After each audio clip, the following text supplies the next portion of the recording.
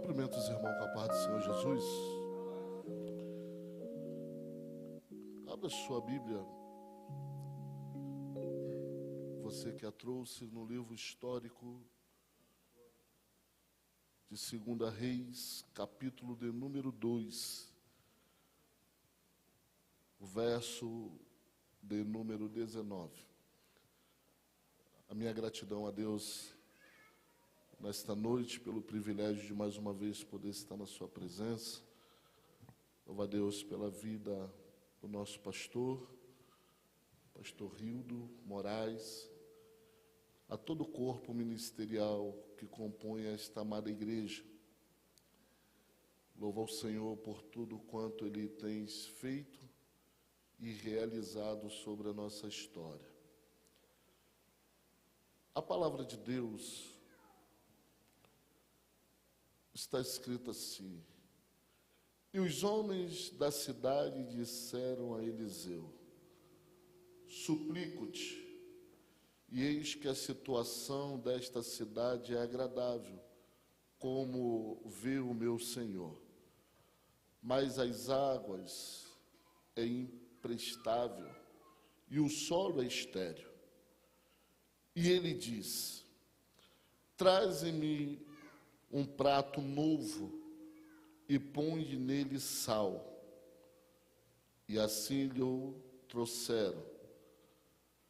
E ele seguiu até a fonte das águas e lançou o sal ali dentro e disse: assim diz o Senhor, tenho curado estas águas, não haverá mais a partir dali morte ou terra estéril. Assim, as águas foram curadas até este dia, segundo o dizer de Eliseu, o qual ele falou. Amém? Podeis tomar o seu assento? Irmãos, nós conhecemos bem este texto, conhecemos este profeta de Deus chamado Eliseu, que ele vai ter uma missão tanto quanto difícil, que era substituir o profeta Elias. Depois de uma longa jornada, depois de Deus usar Elias de uma forma grandiosa, depois de tantas labutas, tantos desafios, agora Elias está chegando para se esconder em uma caverna. E quando ele chega ali, ele ouve a voz de Deus dizendo para ele: o que fazes aqui, Elias? Quando ele ouve a voz de Deus, ele vai dizer: mas eu tenho feito o que é bom aos teus olhos, tenho lutado, trabalhado em favor da sua obra, e agora eles me procuram para matar-me. E Deus vai dizer para ele: assim como você, existe 7.000 que não se renderam. E uma das coisas que Deus vai falar com Elias no final do seu ministério era que ele ungisse Eliseu em seu lugar. E assim ele o fez. E eu acredito que, segundo a palavra, antes dessa sucessão, ele vai passar em 3 lugares. Ele vai passar em Gilgal, vai passar em Betel e vai chegar em Jericó. Acredito que desses 3 lugares não é o que a Bíblia informa, mas que ele teve o seu ministério mais intenso. E quando ele chega em Jericó, ele toca com a sua capa nas águas do rio. Eles se abrem e eles passam para o outro lado. E quando chegam do outro lado, ele vai perguntar a Eliseu: o que tu queres de mim? E Eliseu vai dizer: eu quero a porção dobrada do Espírito de Deus que é sobre a sua vida. E ele vai dizer: se tu me vires quando eu for tomado, assim se fará. Porém, se não vires, não se fará. Quando ele acaba de mencionar essas palavras, ele é tomado por um redemoinho, uma carruagem de fogo toma e leva para o céu. Naquele momento a capa dele cai. E o interessante é que quando ele deixa a sua capa, ele pega a capa e ele vai dizer, Eliseu vai dizer: ai meu Deus! Porque tudo que Eliseu estava vivendo naquele momento, todo o aprendizado de caminhar com um homem que foi levantado por Deus para um grande desafio, e um desses desafios foi recuperar um povo que tinha se afastado da presença do querer de Deus. E Eliseu, quando vê toda aquela cena, ele clama, porque é muito bom termos amigos que oram conosco, ou que oram por nós, em momentos de aflições, em momentos de lutas, de dores.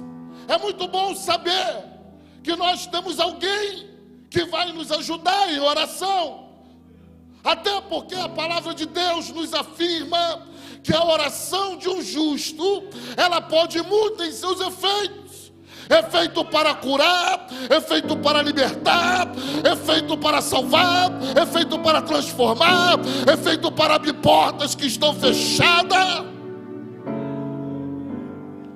Mas nesse momento ele se sente só. Porque tem momentos também que Deus vai tirar essas pessoas de perto de nós. Às vezes vamos até perder o contato, porque agora Deus quer nos ver orando, agora Deus quer nos ver nos dedicando, agora Deus quer nos dar experiências profundas para com Ele. E Ele pega aquela capa, Ele toca nas águas, ela torna a se abrir. Quando Ele chega ao outro lado, o texto diz que os homens daquela cidade, eles saíram ao encontro de Eliseu, e vai dizer: como o meu Senhor vê, as habitações são boas, mas a terra é infértil, e as águas estão impróprias. Eliseu, quando escuta esse relato, o texto afirma que ele vai pedir um prato novo, com sal. Assim, quando lhe trouxeram, lhe entregaram. O texto afirma que ele saiu a um manancial de águas, e ele jogou sal sobre aquelas águas. E agora ele profetizou dizendo: assim diz o Senhor, nunca mais haverá esterilidade sobre essas águas. E o texto afirma que isso está acontecendo até nos dias de hoje. Eu entendo dentro desta palavra,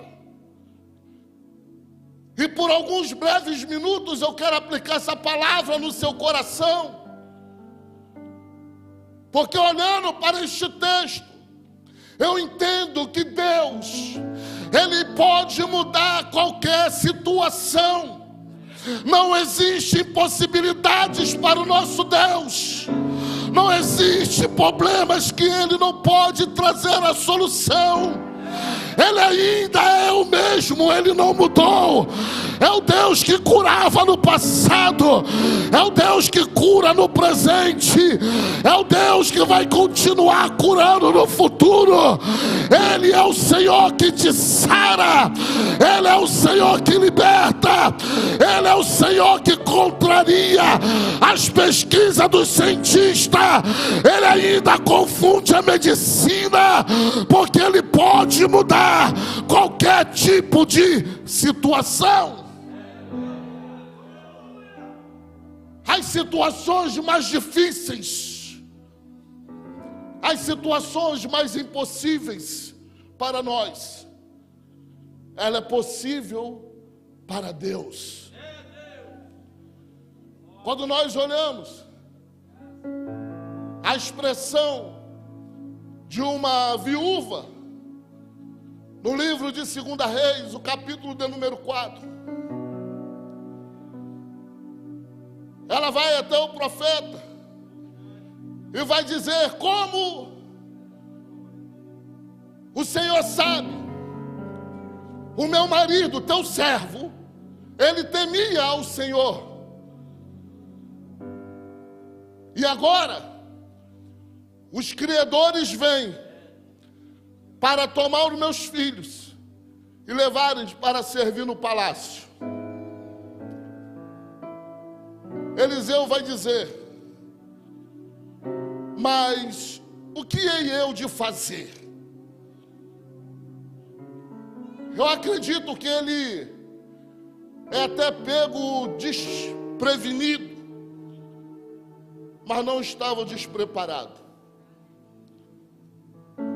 Eu guardo uma palavra do saudoso pastor Daniel Malafaia, que ele dizia que o obreiro ele pode ser pego desprevenido, mas nunca despreparado. Que é eu de fazer? Declara-me o que tens. A tua serva não tem nada. Muitas das vezes, para nós vivermos o melhor de Deus na nossa vida, nós precisamos declarar para Ele que muitas das vezes nós nos encontramos vazio. A tua serva não tem nada, a não ser uma botija de azeite. Pede os seus filhos, para pedires vasos emprestado, vasos vazios, não poucos. Os meninos começam a chegar, e ela começa a colocar o azeite, e vai enchendo as vasilhas, e vai enchendo, e vai chegando, e ela vai enchendo. Quando ela pede mais, já não tinha mais aonde buscar vasilhas. O azeite cessou. Ela fez saber o homem de Deus. E ele vai dizer: vai e vende tudo. Vende, paga as tuas dívidas e tu e teus filhos vivem do resto. O que estava acontecendo aqui? Quem era o marido desta mulher? Obadias. Que ele, no tempo que Jezabel procurava os profetas para matar, ele escondeu os profetas de 50 e 50. Segundo o contexto histórico, ele faz um vale no rei Acabe, para comprar pão e água, para sustentar esses profetas. O rei morreu. Obadias também morreu. E ficou uma dívida para pagar. E naquele tempo, eram feitas 3 visitas. A primeira para informar o valor da dívida. A segunda visita, eles pegavam o que tinha de valor dentro da casa e levavam. Somando não desse a totalidade da dívida, eles agora voltavam e levavam os filhos para serem servos no palácio. Quando ela encontra com Eliseu, ela está esperando a terceira visita, que ela vai dizer: olha, agora eles vêm para levar os meus filhos. O problema era os meninos trabalhar? Não era este problema. O problema está no livro de 1 Reis, o capítulo 9, o verso 22, quando Jeú chega no palácio, Jorão vai dizer: ei, Jeú, a tua visita é de paz? E ele vai dizer: como que é a minha visita de paz, se na casa da tua mãe ainda tem feitiçaria e tem prostituição? Sabe o que ela estava falando para o profeta? Eu criei os meus filhos no temor da tua palavra. Eu não criei os meus filhos para viver escravo. Eu não criei meus filhos para viver na sensualidade da prostituição.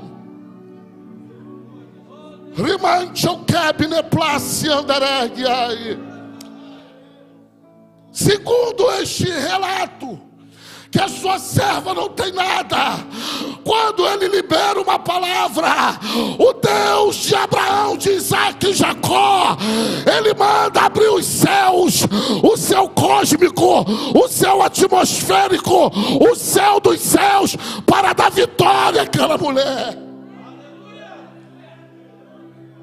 A mulher que não tinha nada estava endividada, prestes a perder seus filhos por um tempo, agora virou empresária do azeite.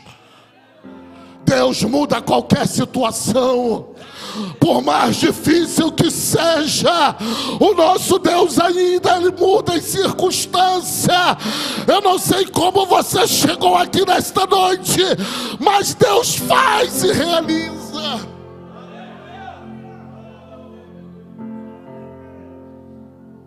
Há cerca de umas 3 terça-feiras, pastor Jefferson Mamed levantou aqui um clamor pela sogra do pastor Hildo. E ele contou o testemunho da mãe dele que estava desenganada. E que ele chega no outro dia para visitar, ela estava sentada comendo papinha de fubá. E ele conta esse testemunho. E levantamos um clamor pela serva de Deus. A igreja orou. A igreja clamou. Eu entendo que o quadro estava difícil, mas quando o justo clama, o Senhor ouve. O justo clama e o Senhor ouve.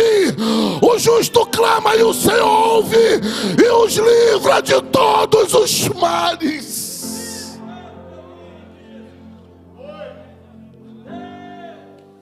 Eu entendo que Eliseu, quando trouxeram o prato para ele, um prato com sal, não houve questionamento, irmãos. Deus não nos chamou para ser questionadores. Deus nos chamou para ser adoradores. O questionamento nunca fez bem às narinas de Deus. As murmurações não faz bem diante de Deus. O questionamento do povo, alguém olha como milagre, o maná descendo do céu, mas Deus não tinha um maná para eles. Deus tinha banquete para eles. O maná foi o fruto de murmuração. Foi provisão? Foi, mas foi fruto de murmuração. Porque Deus não te dá algo hoje para você chorar amanhã. A palavra de Deus diz que as bênçãos de Deus são bênçãos duráveis de justiça. O questionamento nos afasta do Senhor. Quando nós questionamos, nós estamos dizendo para Ele: Senhor, na verdade eu não creio que o Senhor pode fazer. Por que eu estou passando por isso? Por que eu estou vivendo isso? Mas por quê? Mas por quê? Eu aprendi desde menino que não se deve perguntar a Deus o porquê, mas o para quê que é necessário. Porque toda prova tem um propósito. Toda luta, toda dificuldade tem um propósito de Deus. Não existe outra possibilidade de Deus dar vitória a não ser através das lutas. As lutas, ela não nos mata, ela nos fortalece. Ela nos edifica. Ela nos vivifica, irmão. Se você for ouvir a história dos obreiros que aqui estão, se os irmãos pararem para contar um pouco do seu testemunho, ela não te matou, ela te habilitou. De todas as lutas que eu passei, de todos os conflitos que eu vivi na minha história, de anos vivendo, sendo roubado pela ansiedade, sem saber que eu a tinha, mas eu nunca apartei da presença do Senhor.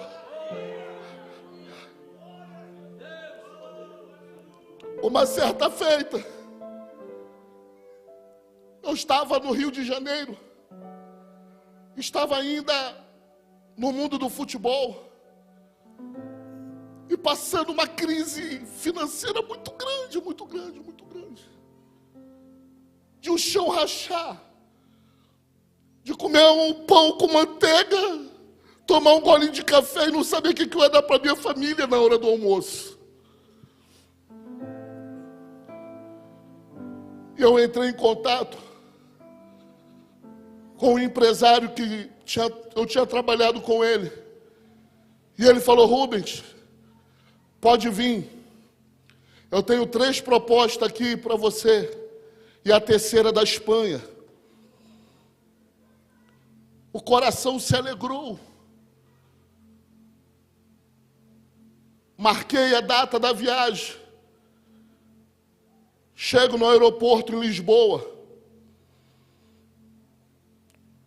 Pastor Enoque, que dirigiu muitos anos no quilômetro 40, estava lá me esperando do lado de fora, o empresário lá me esperando. A policial pegou meu passaporte, falou: você joga futebol? Eu falei assim: sim. Tinham visto. Vai ali conversar com o meu colega. Eu saí e entrei numa sala. E ele me tratando muito bem, falou: seu Rubens, espera aí um pouco, eu vou ali falar com o meu chefe. E eu estava lendo um livreto do pastor Silas Malafaia, que dizia assim, uma frase: por que o cristão sofre? E tinha a resposta: por amor a Cristo. Naquele exato momento que eu li aquilo, eu entendi que eu ia ser deportado. O homem voltou e falou assim: olha, seu Rubens, está tudo bem com seu documento. Você me deu um número, o pastor está lá fora te esperando. Mas o meu chefe mandou te deportar. Eu agradeci a ele, pedi desculpa de alguma coisa. Ele falou: não, rapaz, eu não sei porquê. Me acompanharam até um presídiozinho que tem lá dentro do aeroporto. Muitos imigrantes lá presos. E eu fiquei ali dentro por algumas horas, até que teve um voo para o Rio. E me colocaram. Só que quando me colocaram nesse voo, eu já não estava com meu passaporte. Me botaram sentado no lugar onde é sentado os deportados. Todo mundo sabia que eu tinha feito alguma coisa. Eu poderia ter cometido algum tipo de delito, porque o meu passaporte já não estava mais comigo. E só foi entregue na Polícia Federal quando eu cheguei no aeroporto, no Rio. Mas dentro daquela viagem as lágrimas pingavam. E eu falei, meu Deus, hoje eu não estou entendendo o porquê. Mas lá na frente o Senhor vai me fazer entender tudo isso, Senhor. Eu tinha acabado de viajar, cheio de sonhos, cheio de projetos, achando que o vale tinha terminado. E eu retorno, envergonhado diante da minha família, da minha esposa, dos meus filhos. Era o Senhor fechando uma porta, para abrir uma porta ministerial.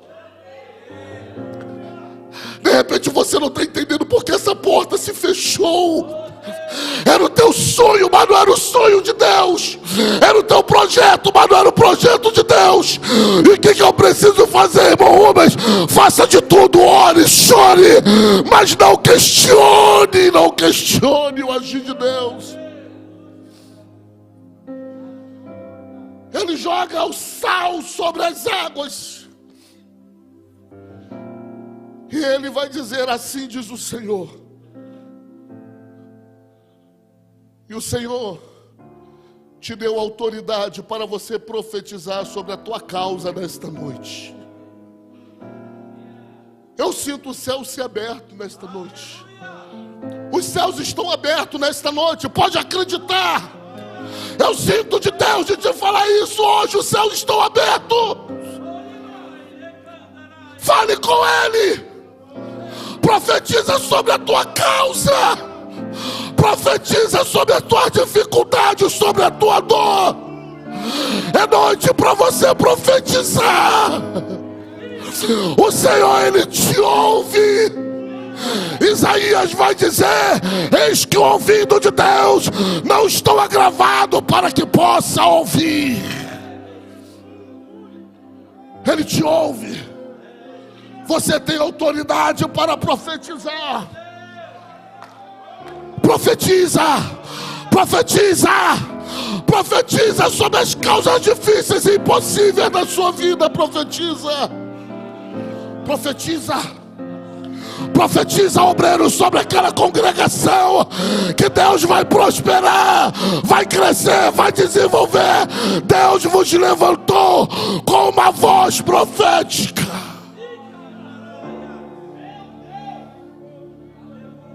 De todas as dores que Ezequiel estava vivendo, um dia o Espírito leva ele em uma visão ao vale que estava cheio de ossos secos. E Deus vai dizer, Ezequiel, poderão esses ossos reviver? E ele vai dizer, Senhor, tu sabes. Então profetiza. Profetiza nesta noite. Profetiza nesta noite. Você não está impedido de profetizar. A alma pode estar doendo. Você pode estar vivendo um tempo de incerteza, mesmo sabendo Deus que te dá certeza todos os dias para você vencer o desafio desta vida. Profetiza. Você pode se colocar.